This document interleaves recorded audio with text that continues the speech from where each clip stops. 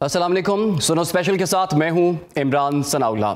जैसे कि आप सब लोग जानते हैं कि चंद रोज़ पहले स्वीडन में एक बहुत अफसोसनाक वाक़या पेश आया है। कुरान पाक की बेहुरमती का दुनिया भर में इसके खिलाफ आवाज़ें उठ रही हैं, एहतजाज किया जा रहा है और आज पाकिस्तान में भी यौम तक़दीस कुरान मनाया गया। मुल्क भर में रैलियां निकाली गईं, एहतजाज किया गया, लोग सड़कों पर निकले और यकजुबान होकर एक ही बात की गई कि इस वाक़े का आलमी बरादरी नोटिस ले और जो शख्स या जो हुकूमत या जो इदारे या जो अफराद इन वाक़यात में मुलव्विस होते हैं उनके खिलाफ भरपूर कार्रवाई की जाए। चेयरमैन पाकिस्तान उलमा कौंसिल अल्लामा ताहिर अशरफी ने इस बात का मुतालिबा किया है कि ऐसे वाक़यात की रोकथाम के लिए कानून साजी की जाए। उन्होंने क्या कहा, पहले आपको वो दिखाते हैं। दुनिया को पैगाम देना है कि किसी भी सूरत रसूलुल्लाह सल्लल्लाहु अलैहि वसल्लम की नामूस और कुरान करीम की अजमत पे कोई कंप्रोमाइज नहीं हो सकता। मुसलमानों के जो मुकद्दसात हैं उनका भी एहतराम किया जाए। मुसलमानों के जो आसमानी किताब है कुरान करीम उसका भी एहतराम किया जाए। हम ये उम्मीद रखते हैं कि यूरोपीय यूनियन, अक़वाम मुत्तहिदा और दुनिया के ममालिक जो हैं वो इस तरफ तवज्जो करेंगे, इस पर आलमी कानून साजी होगी।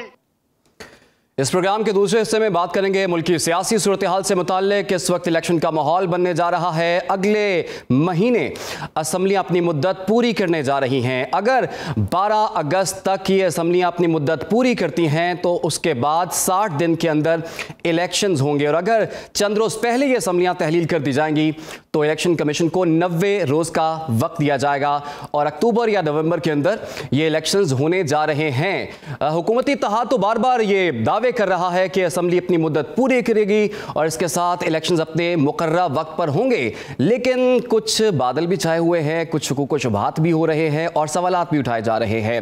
लतीफ़ खोसा ने यह बात कही है कि 2023 क्या 2024 में भी इलेक्शंस होते हुए दिखाई नहीं दे रहे।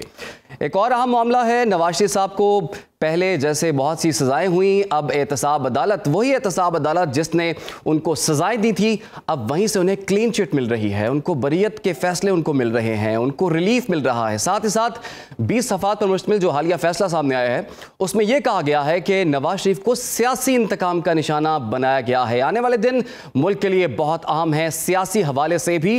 इन्हीं तमाम मौज़ूआत पर आज के प्रोग्राम में हम बात करने जा रहे हैं, लेकिन सबसे पहले हम स्वीडन में जो कुरान पाक की बेहुरमती का वाक़या पेश आया उस पर बात करेंगे। हमें ज्वाइन कर लिया है अल्लामा इब्तिसाम इलाही ज़हीर साहब ने, जो कि मजहबी स्कॉलर हैं। अल्लामा साहब, आपके वक्त का बहुत शुक्रिया।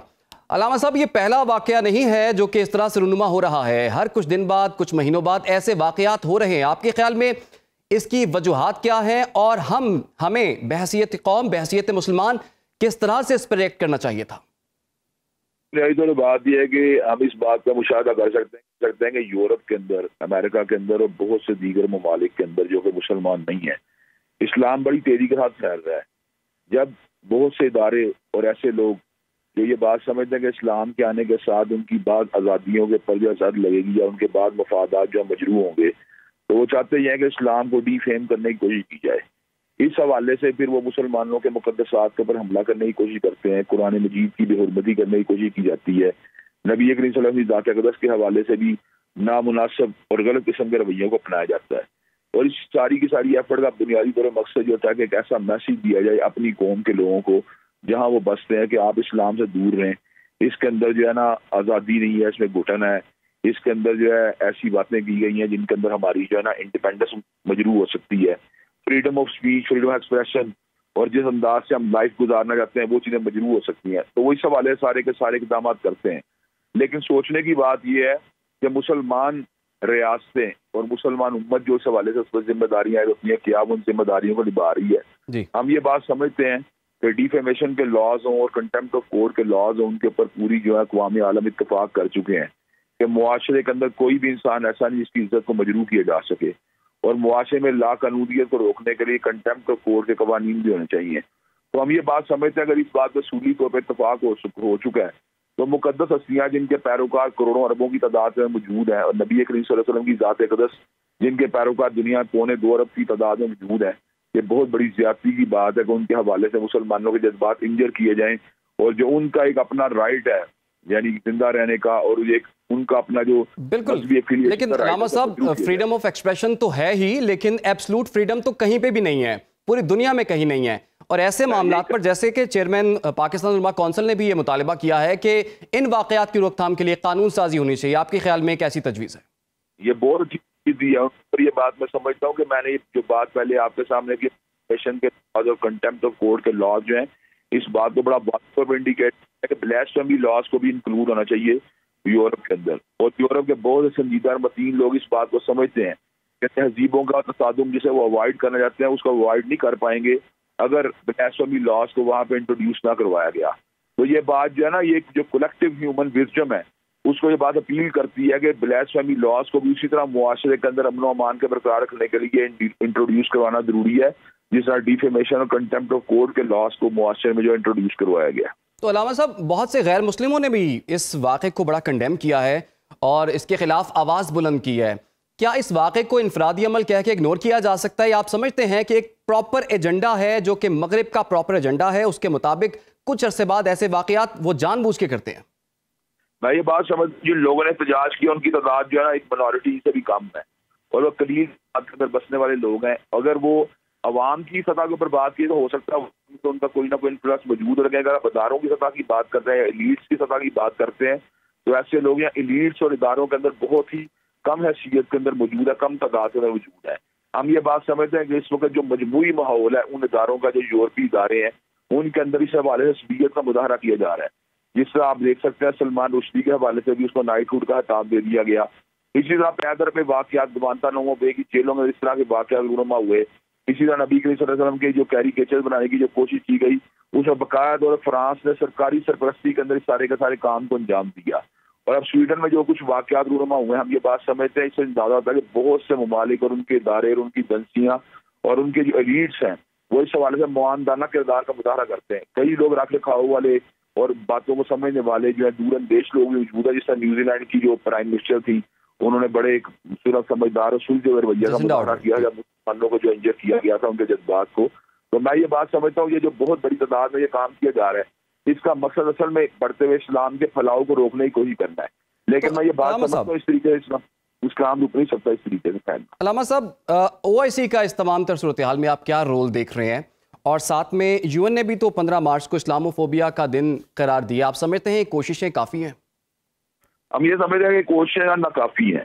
اگر جو OIC کو اس حوالے سے اپنا ذمہ دار کردار جو ادا کرنا چاہیے، رابطہ عالم اسلامی کو اپنا کردار ادا کرنا چاہیے، مسلمانوں کی تنظیموں کو اپنا کردار ادا کرنا چاہیے، لیکن یہ ماضی میں اقدامات کیے گئے وہ ناکافی ہیں. ہم یہ بات سمجھتے ہیں اب ایک اسٹیپ آگے بڑھ کے جو ہے نا ہمیں تھوڑا سا نا ایک یعنی پروگریسو قسم اقدامات کرنے کی ضرورت ہے، جس کے اندر یہ بات شامل ہے کہ ہم باقاعدہ طور پر تجارتی بائیکاٹ کی طرف جائیں، ہم باقاعدہ سفارتی بائیکاٹ کی طرف جائیں.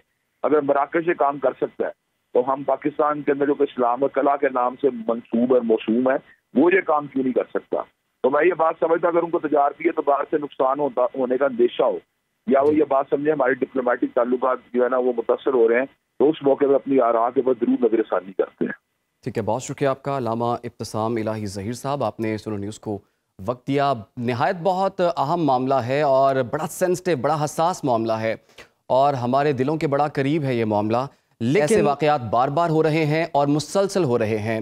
اسلامی ممالک کو بھی اس پر اپنا رد عمل دینا چاہیے، بڑا سخت رد عمل دینا چاہیے. سفارتی سطح پر بھی اس معاملے کو اٹھانا چاہیے اور ملک کی سطح پر تو اس معاملے کو اٹھایا جا ہی رہا ہے. اگلے حصے میں ہم بات کریں گے ملک کی سیاست سے متعلق، آگے آنے والے دنوں میں کیا ہونے جا رہا ہے. نواز شریف واپس آ رہے ہیں، نہیں آ رہے، الیکشن ہوں گے یا نہیں ہوں گے، اسی پر بات کریں گے لیکن ایک بریک کے بعد. Welcome back. ملک کی سیاست میں بڑی تیزی سے تبدیلی رونما ہو رہی ہیں. آنے والے دنوں میں ملک کی سیاست میں کیا کچھ ہونے جا رہا ہے، کون سی پارٹی بن رہی ہے، کون سی پارٹی کس کے ساتھ ضم ہو رہی ہے اور سیٹ ایڈجسٹمنٹ کس کے ساتھ ہو رہی ہے، نگران وزیر اعظم کون ہوگا، ان تمام معاملات پر آج کے اس پروگرام میں ہم بات کرنے جا رہے ہیں. ہمیں جوائن کر لیا ہے معروف تجزیہ کار PJ میر صاحب نے. آپ کو ویلکم کریں گے میر صاحب. اس کے علاوہ مسلم لیگ نون کی نمائندگی آج کر رہے ہیں علی گوہر بلوچ صاحب، ان کو بھی خوش آمدید کہیں گے. اور سابق پروسیکیوٹر نیب راجہ عامر عباس صاحب بھی ہمیں جوائن کر چکے ہیں. آپ تمام لوگوں کو ہم خوش آمدید کہہ رہے ہیں. سب سے پہلے میں میر صاحب آپ کی جانب آؤں گا. میر صاحب، جس سے بھی بات ہوتی ہے وہ شکوک و شبہات میں ہی ہے، کیا الیکشنز ہو رہے ہیں نہیں ہو رہے، اسمبلی مدت پوری کر رہی ہے نہیں ہو رہی. آپ کے خیال میں آنے والے دنوں میں کیا کچھ ہونے جا رہا ہے اور کیا الیکشنز اپنی مدت پوری کرتے ہوئے مقررہ وقت پر ہوں گے؟ میری نظر میں ہونے چاہیے اور انشاءاللہ ہوں گے. پہلے بڑا خدشہ تھا، جیسے آپ نے کہا کہ بھئی ہمیں پیسے ملیں گے نہیں ملیں گے. آپ کو $3 بلین کی ایک ایج تو مل گئی ہے، پھر باقی جو ممالک ہیں انہوں نے بھی کچھ چپ ان کرنے کی کہا ہے. بٹ الیکشنز بڑے ضروری ہیں. اس کے کئی ویو پوائنٹس ہیں. نمبر 1، اگر آپ الیکشنز نہیں کراتے تو کیا آپ کو آرمی رن کر رہی ہے؟ لوگوں کو تاثر یہ آ جائے گا آرمی بالکل رن نہیں کر رہی، آرمی بالکل مداخلت نہیں کر رہی، آرمی بالکل سائڈ پہ ہے. تو یہ جو پولیٹیکوز ہیں ان کا فرض بنتا ہے ڈیموکریٹک اور کانسٹیٹیوشنل کہ آپ الیکشن کروائیں. بالکل اپنی جو ان کی جو مدت ہے اسمبلیز کی اس کو ختم ہونی چاہیے، بیکاز اسی کو تو ہم ڈیموکریسی کہتے ہیں. لیکن اگر ہم اس کو ڈریل کر کے اگر خراب کرنے کی کوشش کریں کہ جس کے پھر لانگ ٹرم افیکٹس بڑے خراب ہیں، پھر آپ don't expect democracy to come in this country. PMLN بالکل تیار ہے، وہ تیاریوں پہ لگی ہے، اور آف کورس پیپلز پارٹی بھی ہے. But at the end of the day ہم نے یہ تیاریوں کے علاوہ ایک implementation of elections, I think that is very important. اب وہ نیا ایک وہ کہہ لیں کہ شروع ہو گیا جی اس کو نگران وزیر اعظم بنا رہے.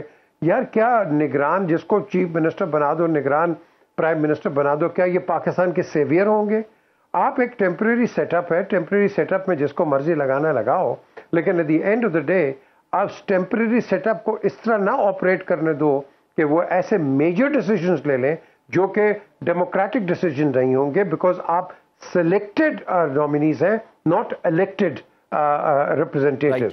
تو یہ کام ہے الیکٹڈ ریپرزینٹیٹیوز کا، ان کو یہ کرنے دو. بٹ لیٹس سی، یہ ڈیولپنگ اسٹوری ہے. Let's see. آپ نے بڑا اہم نقطہ اٹھایا ہے کہ الیکشنز تو اپنے وقت پر ہونے چاہیے، لیکن کون لوگ ہیں جو کہ یہ سوال اٹھا رہے ہیں، یہ شکوک و شبہات اٹھا رہے ہیں؟ جیسے کہ لطیف کھوسہ صاحب نے یہ کہہ دیا ہے کہ 2023 کیا 2024 میں بھی الیکشنز ہوتے ہوئے دکھائی نہیں دے رہے. ایسی کیا وجوہات ہیں، کیا سائنس ہیں؟ آپ بھی بڑا آبزرو کرتے ہیں، بڑی گہری نظر ہے پاکستان کی پولیٹکس پر آپ کی، تو آپ کو کیا لگتا ہے وہ کیوں یہ بات کر رہے ہیں؟ دیکھیں، کانسٹیٹیوشن میں تو پروویژن ہے، آپ 1 سال اس کو ایکسٹینڈ کر سکتے ہیں کانسٹیٹیوشنلی.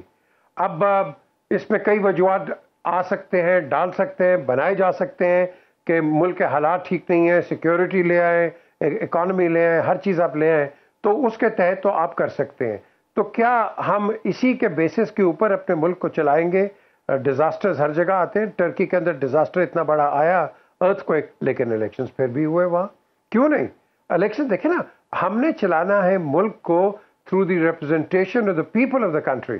تو اگر آپ وہ نہیں چلائیں گے اور بیچ میں لکوناز لے کے آ جائیں گے، لیگل پوائنٹ لے کے آ جائیں گے، ادھر آ جائیں گے، کوسا صاحب کا اپنی ایک ریزرویشن ہے، ہو سکتا ہے وہ بھی ہو، لیکن وہ جب کہتے ہیں وہ کانسٹیٹیوشنلی کہیں گے کہ ایک سال کا پیریڈ ہے جو کہ پرووائڈ کرتا ہے آپ کو. But at the end of the day ہم نے ان چیزوں پہ نہیں جانا ہے، ہم نے ایک پریکٹیکلٹی پہ لے کے جانا ہے اور ملک کو دوبارہ اس فوٹنگ پہ لے کے جانا ہے کہ ایک لانگ ٹرم آپ کی جو بیسس ہے وہ کیا ہے. $3 بلین تو آپ کو مل گئے عمران، لیکن مجھے آپ بتاؤ کہ اس کو واپس کیسے کرنے؟ آپ کا جو ڈیٹ سروسنگ تھا 70% تھا، اب 100% ہو گیا. تو یہ جو پیسہ آیا لوگوں کی ویلفیئر پر تو نہیں لگے گا نا، یہ تو ڈیٹ سروسنگ میں چلا جائے گا. اور وہ کیسے جائے گا؟ آپ کے ٹیکسز بڑھ جائیں گے، آپ کے جو دوسرے ہم کہتے تھے بجلی ہوگی، بجلی $2 اور بڑھ گئی ہے، پیٹرول بھی آگے بڑھے گا. تو گورنمنٹ نے اپنی جیب سے نہیں دینا، وہ ہماری جیب سے لے کے دینا ہے. لیکن as long as it's executed in the right sense, we have hope. ٹھیک ہے جی، ہم بھی امید کرتے ہیں کہ ملک کے حالات اچھے ہوں. یہ جو بجلی میں 1-2 روز میں 2 دفعہ اضافہ ہو گیا ہے، ایسا نہ ہو، ملک کے لوگوں کو ریلیف ملے. علی گوہر بلوچ صاحب، اب تو مدت پوری ہونے والی ہے، عوام کو کوئی ریلیف بھی نہیں مل رہا، الیکشن میں بھی آپ لوگ جانے والے ہیں، کیا ایجنڈا آپ کے پاس، کیا منشور ہے، کیا چیز لے کے الیکشن میں جانے والے ہیں اب آپ لوگ؟ بسم اللہ الرحمن الرحیم. دیکھیں، عمران نے یہ کہنا کہ ریلیف نہیں مل رہا، میرا خیال ہے کہ یہ مناسب نہیں ہے. حالات جو معاشی طور پر ہیں وہ ظاہر ہیں، ان میں کافی مسائل ضرور ہیں، لیکن آپ نے دیکھا صاحب جو مناسب ہے آپ وہ بتا دیں. جی دیکھیں، مناسب یہ ہے کہ جب ہمیں حکومت ملی، آپ نے دیکھا کہ پاکستان کے اوپر شدید جو تھا معیشت پر بوجھ تھا، پاکستان کی کرنسی ویلیو کم ہو چکی تھی، پاکستان کی تاریخ کے سابقہ حکومت نے سب سے بڑے قرضے لیے تھے، اور جاتی دفعہ جو چیئرمین پی ٹی آئی تھے وہ خود یہ کہہ کر گئے کہ میں مائنز بچھا کے جا رہا ہوں، بارودی سرنگیں بچھا کے جا رہا ہوں، اور جو انہوں نے آئی ایم ایف کے ساتھ معاہدہ کیا اس معاہدے کو توڑا۔ جب نیازی صاحب کی حکومت آئی تو اس کے بعد آپ نے دیکھا کہ روز بروز بجلی کی قیمتیں بڑھی، آئل کی قیمتیں بڑھی، گھی کی قیمتیں بڑھی، چینی کی قیمتیں بڑھی، ادویات کی قیمتیں بڑھی۔ یہ تمام کارنامے بہت لمبے ان کے یہ کارنامے مہنگائی کے اندر اور کرپشن کے اندر تو جو انہوں بلوچ نے صاحب کیا، اور یہی تمام کارنامے جو کہ آپ نے پچھلی گورنمنٹ کے گنوائے ہیں، اس سے بڑھ کے کارنامے تو آپ کے ہیں۔ نہیں دیکھیں عمران، اس وقت صورتحال یہ ہے کہ ان تمام قرضوں کے باوجود موجودہ حکومت نے اربوں ڈالر کے قرضے واپس بھی کیے جو کہ اس حکومت پر چڑھائے تھے، اور اس کے باوجود کہ اس وقت تک آئی ایم ایف کا پروگرام ابھی ری سٹارٹ نہیں ہوا تھا، اور یہ لوگ تو کہتے تھے کہ یہ تو بلکہ مطلب ہے، کبھی سری لنکا کی مثالیں دیتے تھے، کبھی کہتے تھے کہ پاکستان ڈیفالٹ ہو رہا ہے، پاکستان ڈیفالٹ ہو چکا ہے۔ اللہ تعالیٰ نے ان کے وہ خواب شرمندہ تعبیر نہیں کیے، اور آئی ایم ایف کا پروگرام بھی ری سٹارٹ ہو رہا ہے، اور اس کے باوجود ہم قرضوں کا بوجھ بھی اتار چکے ہیں۔ آپ نے دیکھا کہ ان مشکل معاشی حالات کے باوجود پاکستان نے جو ہے پرائم منسٹر صاحب نے جو زراعت کا شعبہ ہے اس میں بڑا اچھا ایک پیکیج دیا ہے۔ پھر آپ نے دیکھا کہ اس کے ساتھ ساتھ جو پاکستان کے دیگر سیکٹرز ہیں جن میں کہ ضرورت اشیاء کی مطلب ہے جو کہ روزمرہ کی قیمتیں، ان کو بھی سبسیڈائز کیا گیا ہے۔ تو میں سمجھتا ہوں کہ یہ اس حکومت کی بہت بڑی اچیومنٹس ہیں، اور پاکستان کو ایک مشکل فیصلے ضرور کیے ہیں، لیکن ساتھ ہی ساتھ ابھی آپ نے دیکھا کہ ڈالر کی قیمتیں بھی نیچے آئی ہیں۔ یہ جو ہمیں آج پھر بڑھ گیا سر ڈالر، ہم تو امید کر رہے تھے ڈالر نیچے آئے گا، جو کہ ریل ویلیو جو کہ ڈاکٹر صاحب کہہ رہے تھے 240 کا ہے، 240 کیا 270 سے بھی اوپر چلے گیا دوبارہ۔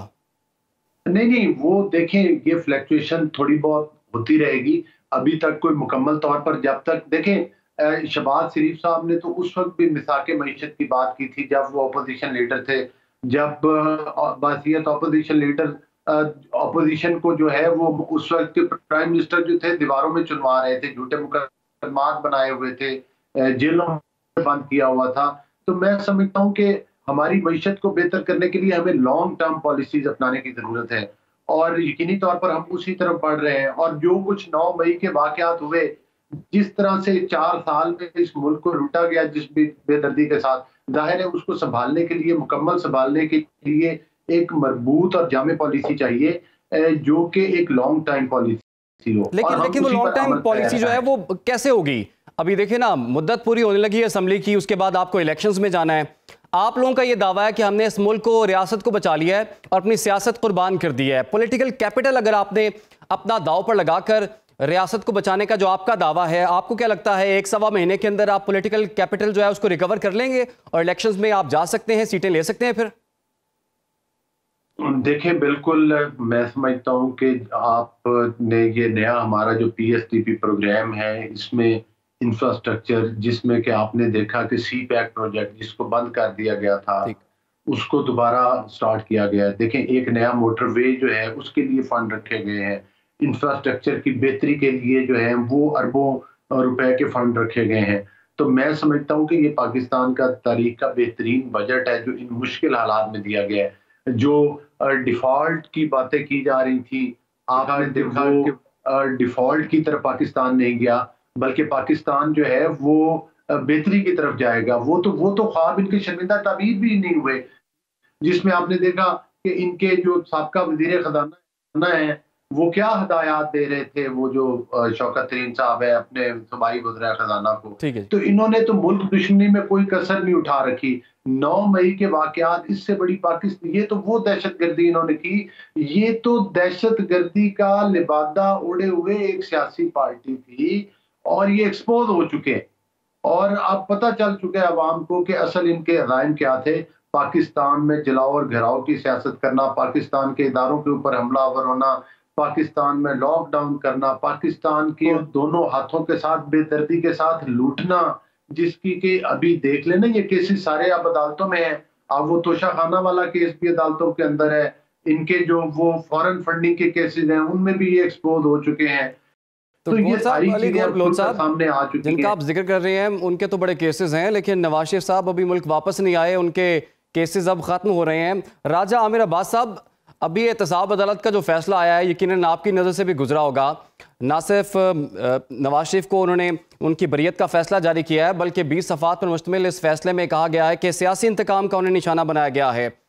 تو یہی احتساب عدالت ہے جو کہ پہلے فیصلہ جاری کرتی ہے اور اس کے بعد یہی جب بریت کا فیصلہ جاری کرتی ہے تو اس میں پولیٹیکل انجینئرنگ، سیاسی انتقام کے حوالے سے بات کی گئی ہے. ایک ہی عدالت اور اس طرح کے فیصلے، اس پر آپ کی کیا رائے ہے؟ کیونکہ یہ آپ کی ڈومین بنتی ہے، آپ سابق پروسیکیوٹر نیب بھی ہیں. دیکھیے، ڈومین تو یہ تمام سیاسی باتیں بھی، اکانومی بھی، پولیٹیکل سچویشن بھی، یہ تمام ہر پاکستانی کی بنتی ہے. اور یہ جو عدالتی فیصلے آئے ہیں، دیکھیے عدالت نے فیصلہ کیا ہے اور عدالت کے علم میں ہونا چاہیے کہ جو نیب کے قوانین ہیں اس میں اب ترامیم ہو چکی ہیں، اور جو لیٹسٹ قانون ہے وہ بڑا کلیئرلی کہتا ہے کہ اگر جج کو یہ نظر آتا ہے کہ کوئی میلافائڈیز تھی، کوئی پولیٹیکل آرم ٹویسٹنگ تھی کیس میں، یا بدنیتی کی بنیاد پہ اگر کوئی کیس بنایا گیا تھا، تو جج صاحب کی جو ڈیوٹی ہے وہ یہ ہے کہ اس نیب کے انویسٹیگیٹنگ آفیسر یا ان افراد کے خلاف فوری طور پہ کیس رجسٹر کیا جائے. ان کی سزا بھی دی ہوئی ہے اس لیٹسٹ امینڈمنٹس میں، تاکہ یہ چیپٹر جو پولیٹیکل آرم ٹویسٹنگ کا ہے یا نیب کا ہے یا نیب کی عدالتی سسٹم کا ہے، اس کو ختم ہونا چاہیے. صرف 2 لائنیں لکھ دینا کافی نہیں ہے، اس میں ایکشن لینا چاہیے اس جج کو. اور اگر تو وہ ایکشن لیں گے تو پھر آئندہ یہ حرکت نہیں ہوگی کہ جی کسی کے ساتھ پولیٹیکل وکٹمائزیشن ہو رہی ہے اور اس قسم کے کیسز. اس میں کوئی ڈاؤٹ نہیں کہ نیب کا ادارہ استعمال ہوتا رہا پولیٹیکل وکٹمائزیشن کے لیے، پولیٹیکل آرم ٹویسٹنگ کے لیے.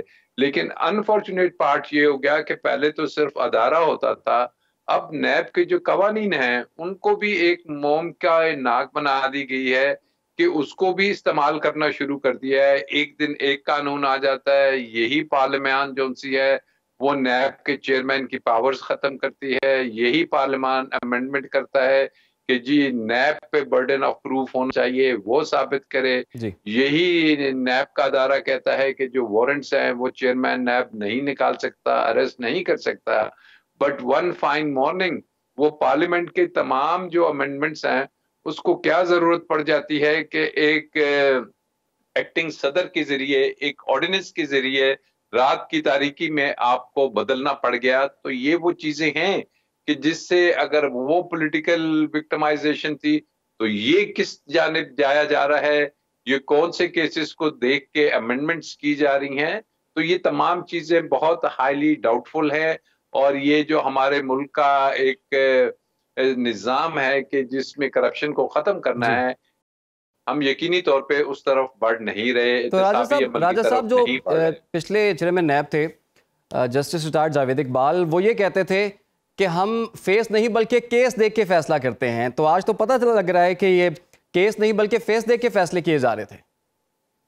بالکل. یہ جب شاہد خاقان عباسی صاحب اور خورشید شاہ صاحب ان کو لے کے آئے تھے، ان کو چاہیے تھا کم از کم ان کا فیس بھی دیکھ لیتے، ان کا ریکارڈ بھی دیکھ لیتے، اور پھر ایسی اپوائنٹمنٹس ہونی چاہیے. لیکن دس از انفارچونیٹ کہ جب اپوائنٹمنٹ کا طریقہ کار ایسا دیا ہوا ہے کہ جو پارلیمنٹ میں لیڈر آف دی ہاؤس اور اپوزیشن ہے اس کو دے دیا جاتا ہے اختیار. اور آپ ہسٹری دیکھ لیے کہ جو لیڈر آف دی ہاؤس یا لیڈر آف دی اپوزیشن ہوتا ہے وہ خود میگا کرپشن کیسز میں انوالو ہوتا ہے. تو پھر چیئرمین نیب کیا کرے گا جب آپ اپوائنٹ ایسے لوگوں کو کرتے ہیں کہ بھائی آپ نے فیسیلیٹیٹ کرنا ہے ہمیں، آپ نے احتساب نہیں کرنا. تو آئی ڈونٹ بلیو یہ پورا جو ہمارا احتسابی عمل ہے اور جو سسٹم ہے اور جو قانون سازی ہے یہ ٹوٹلی احتساب کی طرف نہیں ہے، بلکہ یہ صرف اور صرف سیاسی بنیادوں پہ نیب کو استعمال کرنے کے لیے. تو میر صاحب، احتساب کا سب سے بڑا ادارہ جب کسی کو سزا دیتا ہے اس کا کنوکشن ریٹ ویسے ہی 95-98% تک ہوتا ہے، اور جتنے بھی سیاسی قائدین سزا بھگتتے ہیں تو وہ یہ کہتے ہیں کہ یہ سیاسی انتقام لیا جا رہا ہے ہمیں. آپ کے خیال میں اگر آج یہ سزائیں دی جاتی ہیں اسی نیب کے تھرو اور ترامیم کر کے آرڈیننس جاری کرنے کے بعد، آپ کو لگتا ہے کہ ان سیاسی جو کیسز ہیں ان کے بعد لوگ ان سزاؤں کو تسلیم بھی کریں گے اور کہیں گے کہ نہیں جی بالکل اچھے طریقے سے یہ معاملہ ہو گیا، فیئر ٹرائل کیا گیا؟ پھر دیکھیں، یہ جب نیب بنی ہے، مجھے یاد ہے یہ مہر صاحب ہوتے تھے اپنے، ارباب رحیم چیف منسٹر سندھ، تو میں ان کے آفس میں گیا، میں کہا ارباب صاحب اتنی بڑی فائلیں اب کیوں نہیں کرتے؟ مجھے تو ڈاکٹر صاحب نے بھی کہا، جو گورنر تھے عشرت العباد، کہ یہ سائن ہی نہیں کرتے۔ وہ کہتے ہیں میں اگر سائن کروں گا تو کیا اپنے پیچھے میں ساری عمر نیب کو اس کو بھگتا رہوں گا؟ تو نیب کا ایسا ڈر۔ دا کوشچن از، نیب جیسے جو ادارے ہوتے ہیں، جس طرح یو کے اندر ایس ایف او ہے، سیریس فار فراڈ آفس، یہ نیگوسیٹ کرتا ہے اور پیسے نکالتا ہے، یہ ان چیزوں میں نہیں جاتا کہ بند کر دو تو یہ کر دو فلانا کر دو، آپ نیگوسیٹ کر کے رفع دفع کرتے ہو۔ جو کیسز ہوتے ہیں وہ کورٹس میں جاتے ہیں، آپ کے جو نارمل کورٹس ہیں، تو آپ کا سیشن کورٹ کی کوئی ویلیو کوئی نہیں ہے، آپ کے میجسٹریٹس کی کوئی ویلیو کوئی نہیں ہے، جو بھی جاتا ہے high court and supreme court میں جاتا ہے، باقی آپ اس سے نیچے تو بات کرتے نہیں ہیں۔ پاکستان کے اندر ہم وزیر اعظم کے نیچے بات کرتے نہیں ہیں، which means everything is controlled at focal points، اور یہی وجہ ہے کہ ہم آگے آپ کے اداروں کے اندر کو کہتے ہیں نا ڈیلیگیشن آف اتھارٹی کوئی نہیں ہے، کوئی کام کر ہی نہیں سکتا اس ملک کے اندر، تو جب کام نہیں کرے گا تو آپ کے اندر یہ ایسے پرابلمز آئیں گے۔ آج ہم کیا بات کر رہے ہیں عمران؟ پورے نیشنل ٹیلی ویژن کے اوپر ہم صرف ایک بات کر رہے ہیں، ہمارے پولیٹیکل فیلیئرز کا۔ آج میں حکومت میں ہوں، پچھلوں نے گند کیا، پچھلے تھے وہ پچھلوں نے گند کیا، اور بھائی تم آج آئے ہو، جب کل آؤ گے تم اپنی بات کرو، forget what has happened۔ ہم بلیم گیم میں 2 سال نکال دیتے ہیں، اس کے بعد کیسز انسٹیٹیوٹ ہو جاتے ہیں، اینڈ دین وی سے نہیں جی ہمارا تو قصور نہیں ہے، یہ پچھلوں کا ہے۔ بھائی یہ سب کا ہے، یہ سب کا ہے، اور یہ ہمارا ایک نیشنل پولیٹیکل فیلئر ہے۔ اس فیلئر کے اندر اپوزیشن کا رول نیگیٹو رہا، گورنمنٹ کو آپ جو بھی آتی ہے اس کو کام نہیں کرنے دیتے۔ سیاسی جماعتوں کا ذکر کر رہے ہیں کہ ان کا یہ فیلئر ہے، مجھے تو لگتا ہے کہ اصل قصور تو جو ہے وہ عوام کا ہے، جو کہ ان کو ووٹ دیتی ہے اور اس کے بعد پھر 5 سال انتظار کرتی ہے کوئی تبدیلی آئے گی۔ اب ایک معصومانہ سا سوال آپ سے یہ ہے کہ جب سے ہم نے ہوش سنبھالا ہے تو یہی سنتے آ رہے ہیں کہ ملک اس وقت نازک دور سے گزر رہا ہے، جب جانے والی حکومت بھی یہی کہہ جاتی ہے، نئی آنے والی گورنمنٹ بھی یہی کہہ جاتی ہے، تو ذرا آپ ہی ہمیں بتائیں کہ نازک دور کب تک چلے گا، کب اس کا خاتمہ ہوگا اور کب عوام کو کچھ سکون ملے گا؟ جب آپ کوئی بھی الیکشن کرائیں اور تمام پولیٹیکل پارٹیز یہ نہیں ہے کہ بلاتے ہیں آپ ان کو کھانے کھلائیں، 500 روپیہ دیں، 1000 دیں، یا NA95 کا الیکشن ہوا 3-3 ہزار روپیہ دیا یار آپ نے، خدا کے لیے اگر آپ نے ووٹ ایسے ہی لینے ہیں تو کرپشن تو یہیں سے آپ کی شروع ہوگی، پھر آپ کی عوام بھی کرپٹ ہے اور آپ جن کو الیکٹ کریں وہ بھی کرپٹ ہے۔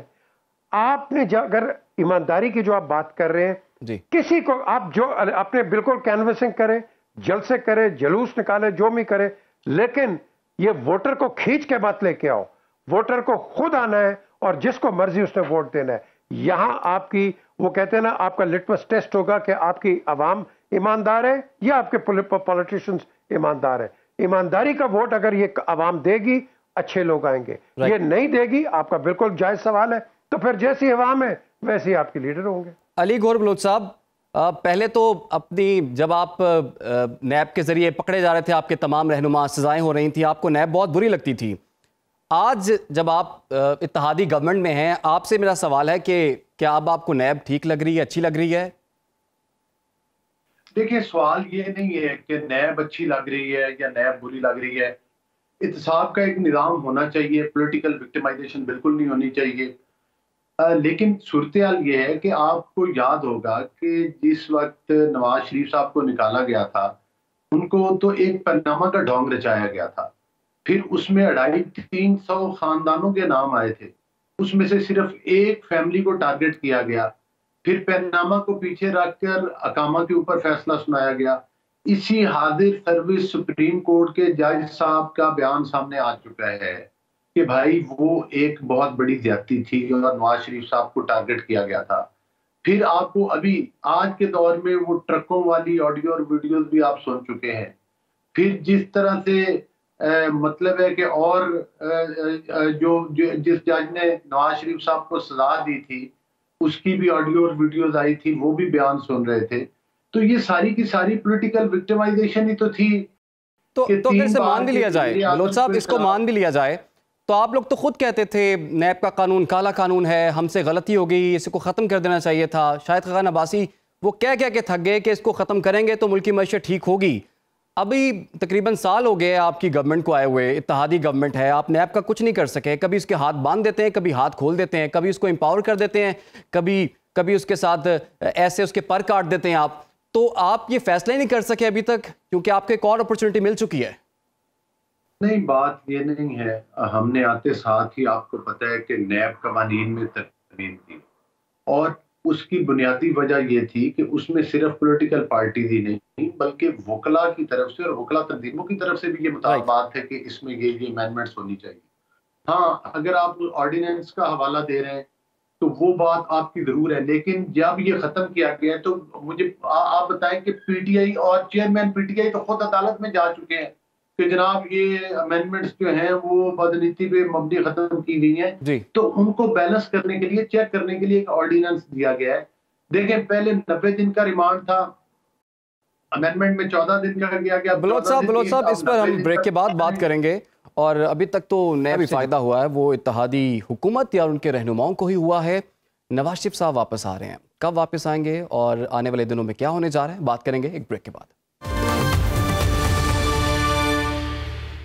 Welcome back. گفتگو کے سلسلے کو آگے بڑھاتے ہیں.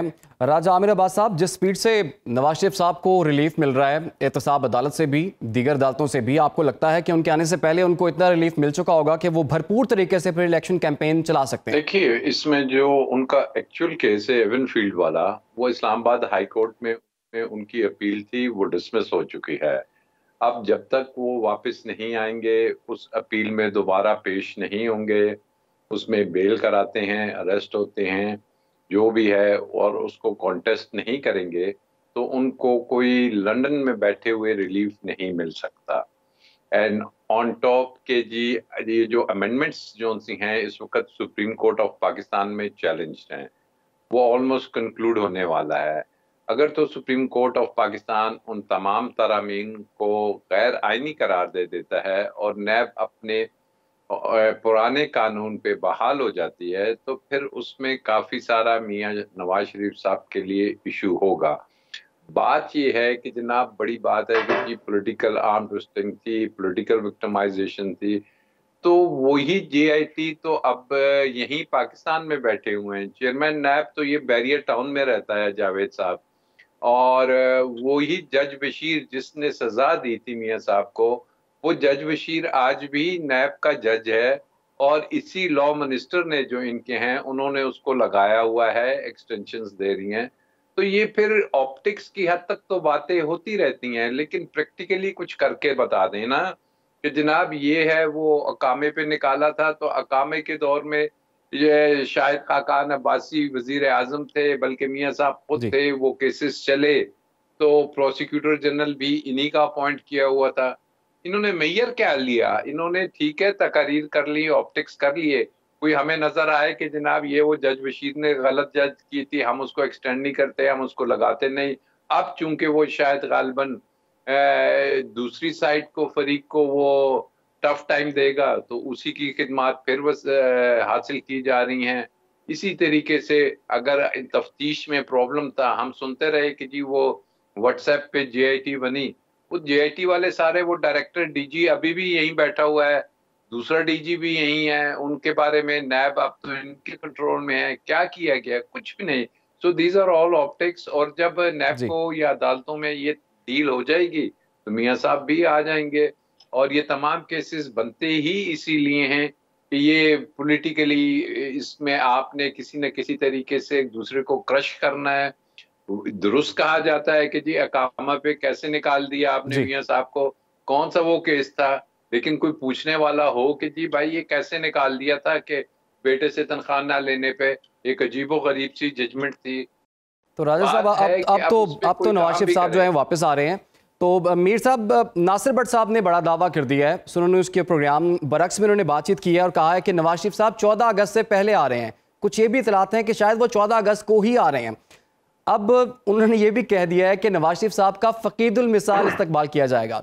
پہلے بھی نواز شریف صاحب جب آئے تھے مریم نواز کا ہاتھ پکڑ کے لندن سے واپس, تو اس وقت بھی استقبال کی ہی تیاریاں تھیں، لیکن اس سے پہلے ان کو حراست میں لے لیا گیا. آپ کو کیا لگتا ہے اس دفعہ؟ میں بھی ان کو مل کے آیا ہوں 1-2 مہینے پہلے، تو میں نے یہی کہا تھا، میں کہا آپ جائیں گے؟ انہوں نے کہا ابھی میں نہیں جاؤں گا. اور بالکل ٹھیک کہا. جب تک، جس طرح راجہ صاحب نے بات کی ہے، جب تک ان کی لیگیلٹیز اور لیگل جو آپ کہہ لو کہ فارمیلٹیز ہیں وہ کمپلیٹ نہیں ہوں گی، اب وہ نہیں آئیں گے. اور اگر آتے ہیں تو لیگلی پھر ان کو دوبارہ جیل میں ڈال دیں گے. اور وہ جیل میں جانے کی ان کی جو فزیکل کنڈیشن ہے بالکل نہیں ہے. یہ وہ نواز شریف نہیں ہے جس کو میں جانتا ہوں وہ 45 ایئرس. تو میں سمجھتا ہوں کہ یہ physically is not that well. ٹھیک ہے وہ چل رہے ہیں، لیکن وہ وسیفرسنس نہیں ہے جو کہ ان میں تھی پہلے.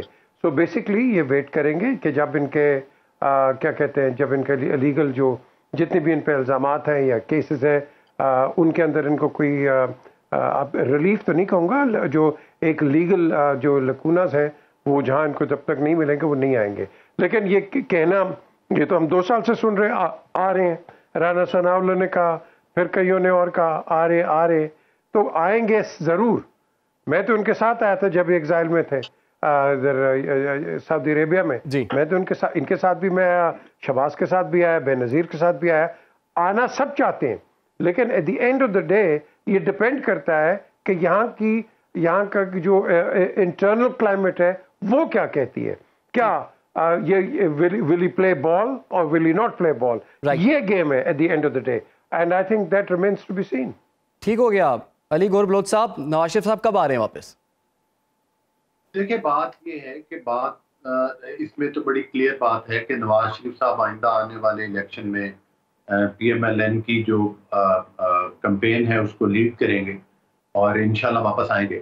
لیکن یہاں پر میں آپ کی وساطت سے، آپ کے پروگرام کی وساطت سے ایک بات ضرور کرنا چاہتا ہوں کہ سہولت کاری والا عنصر اور سہولت کار ابھی تک بھی نظام کے اندر چل رہے ہیں. آپ نے دیکھا ہے کہ چیئرمین پی ٹی آئی کو 8 منٹ کے اندر 8 ضمانتیں دی گئی ہیں. یہاں پر اگر ان کو کسی کیس میں ریمانڈ کے اوپر دے دیا جاتا ہے، وہ ٹھیک ہے علی صاحب، آپ کی بات ٹھیک ہے، لیکن اپنی ہی گورنمنٹ یا جب ان کا بھائی پرائم منسٹر ہے اس گورنمنٹ میں بھی واپس نہیں آ رہے وہ. میری اگر آپ بات مکمل ہونے دیں تو میں آپ کی بات کی طرف آ رہا ہوں. تو دیکھیں یہ سہولت کاری والا عنصر ابھی بھی ہے. تو اس نظام کے اندر کہ جس میں یہ ثابت ہو چکا ہے، جس میں کہ موجودہ سپریم کورٹ کے جج بھی کہہ رہے ہیں کہ غلط سزائیں دی گئی ہیں، وہاں پر ایک شخص کو کہ جس کی چوریوں اور ڈاکے پکڑے جا چکے ہیں اس کو ریلیف دیا جا رہا ہے. تذکرہ تو وہ ان چیزوں کا ہونا چاہیے. اور آپ کو پتہ ہے کہ جو آئی ایس پی آر کی طرف سے پریس کانفرنس ہوئی اس میں بڑا کلیئرلی کہا گیا ہے کہ جو سہولت کار ہیں اور جو سہولت کاری کر رہے ہیں لوگ جنہوں نے کہ پاکستان میں جلاؤ گھراؤ کیا ہے. علی گور بلوچ صاحب، وقت تھوڑا سا کم ہے، اگر کوئکلی آپ مجھے بتا دیں نواز شریف صاحب کب آ رہے ہیں؟ جی نواز شریف صاحب کا میں نے آپ کو بتایا ہے کہ ظاہر ہے کہ اب الیکشن کی ڈیٹ اناؤنس ہو جائے گی. اگست میں اسمبلیوں کا ٹائم ختم ہو رہا ہے، تو نواز شریف صاحب الیکشن کمپین کو لیڈ کریں گے. اوبویسلی وہ انشاءاللہ اگست کے اندر ہم توقع کر رہے ہیں کہ وہ واپس آ جائیں. ٹھیک ہے جی، پروگرام کا وقت ختم ہو جاتا ہے. بہت بہت شکریہ قطع کلامی کی معذرت علی گور بلوچ صاحب. پروگرام کا وقت ختم ہو گیا. آپ کا بہت بہت شکریہ. پی جے میر صاحب ہمارے ساتھ موجود تھے، آپ کا بہت شکریہ. اور راجہ عامر عباس صاحب، آپ سب کا بہت شکریہ. الیکشنز ہونے جا رہے ہیں، الیکشنز کے ساتھ امیدیں جڑی ہوتی ہیں اور لوگ یہ امید کرتے ہیں کہ اچھی گورنمنٹ آئے گی، لوگوں کو ریلیف دے گی. دیکھنا ہوگا یہ الیکشنز عوام کو کیا دیتے ہیں. پروگرام کا وقت ختم ہو جاتا ہے. اجازت دیجیے، اللہ حافظ.